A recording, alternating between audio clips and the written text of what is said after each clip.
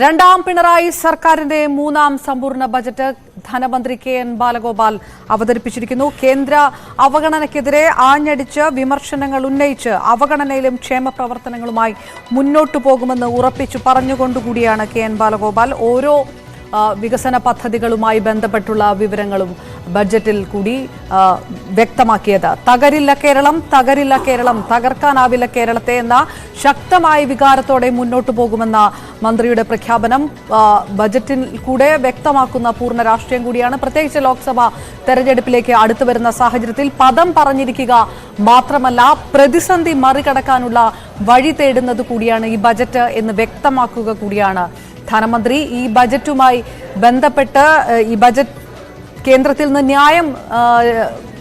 ന്യായപൂർവമായിട്ടുള്ള വിഹിതം ലഭിക്കുന്നതുവരെ കാത്തിരിക്കാനല്ല, പൊതു സ്വകാര്യ മൂലധനം പ്രയോജനപ്പെടുത്തി മുന്നോട്ടു പോകാനാണ് സംസ്ഥാനം ഉദ്ദേശിക്കുന്നതെന്നും മന്ത്രി പറയുന്നു.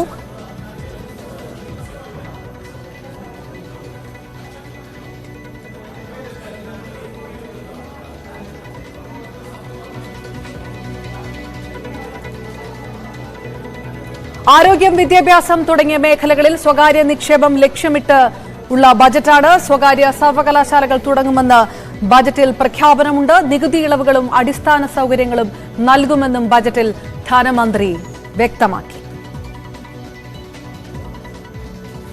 വി അരുൺ വിവരങ്ങളുമായി ചേരുന്നു.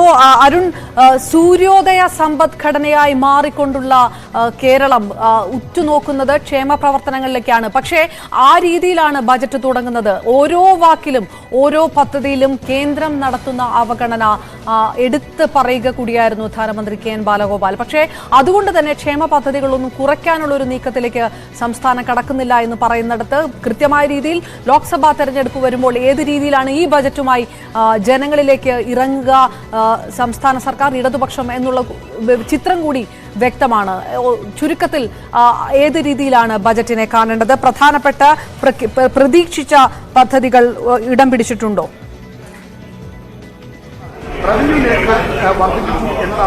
അപർണ, കൃത്യമായി ഇടത് സർക്കാരിന്റെ രാഷ്ട്രീയം പറയുന്ന ഒരു ബജറ്റ് പ്രസംഗമായി തന്നെ ഇതിന് കാണണം. അതിന്റെ കവർ പേജ് തന്നെ ഭരണഘടനയുടെ ആമുഖമാണ് കെ.എൻ. ബാലഗോപാലിന്റെ നാലാം ബജറ്റിന്റെ കവർ പേജിൽ ഉൾപ്പെടുത്തിയിരിക്കുന്നത്. ഭരണഘടന ആമുഖം, നമുക്കറിയാം ഭരണഘടനാ മൂല്യങ്ങൾ കേന്ദ്രം അട്ടിമറിക്കുന്നു, ഭരണഘടനാ സംവിധാനങ്ങൾ ഇല്ലാതാക്കാൻ ശ്രമിക്കുന്നു, ഭരണഘടന തന്നെ മാറ്റിയെഴുതാൻ ശ്രമിക്കുന്നു എന്ന രാഷ്ട്രീയ ആരോപണം ഇടതുമുന്നണി സർക്കാരും ഇടതുമുന്നണിയും കാലങ്ങളായി ഉന്നയിക്കുന്നതാണ്. അതുകൊണ്ട് തന്നെ ഭരണഘടനയുടെ ആമുഖം ഇതിന്റെ കവർ പേജിൽ ഉൾക്കൊള്ളിച്ചുകൊണ്ടാണ് കെ.എൻ. ബാലഗോപാൽ ആ രീതിയിലുള്ള രാഷ്ട്രീയം വ്യക്തമാക്കുന്നത്.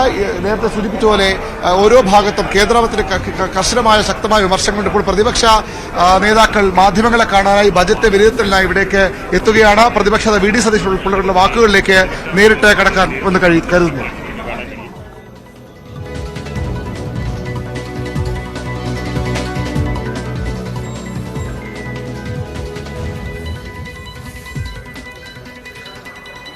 കൃത്യമായി രാഷ്ട്രീയം പറഞ്ഞുകൊണ്ടുകൂടിയുള്ള ബജറ്റ് പ്രസംഗമായിരുന്നു ഇത്തവണത്തെ സംസ്ഥാന സർക്കാരിന്റെ ബജറ്റ്. രണ്ടാം പിണറായി സർക്കാരിന്റെ മൂന്നാം സമ്പൂർണ്ണ ബജറ്റ്. നേരത്തെ വി അരുൺ പറഞ്ഞതുപോലെ തന്നെ ഭരണഘടനയുടെ ആമുഖം കവർ പേജിൽ ഉൾക്കൊള്ളിച്ചുകൊണ്ടുള്ള ബജറ്റിലേക്കാണ് കടന്നിരിക്കുന്നത്.